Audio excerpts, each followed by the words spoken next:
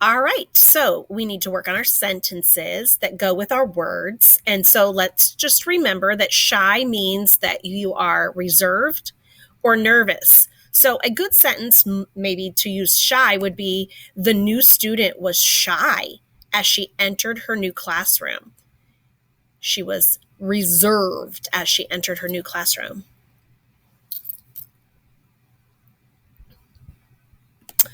Fair. And fair meant that we're following the rules. And so in PE, which is another word for gym, stands for physical education. In PE, we learned how to play fair. We learned how to follow rules. Gap. A gap is a hole between two things. And so a good sentence might be, there was a gap in our lines as we walked down the hallway.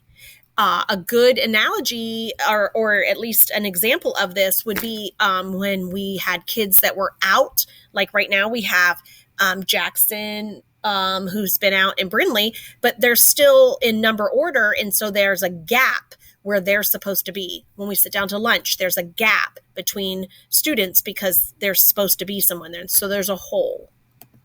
Study. When we study, we are looking closer at something, looking closely.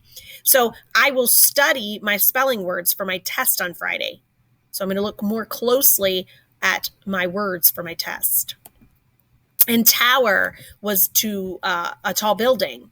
And we could use the sentence, I could see the tower from far away.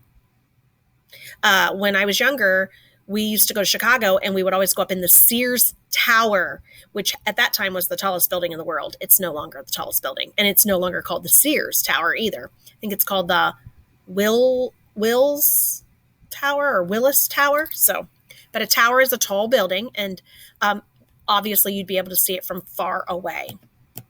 All right, those are the sentences that go with our words for this week.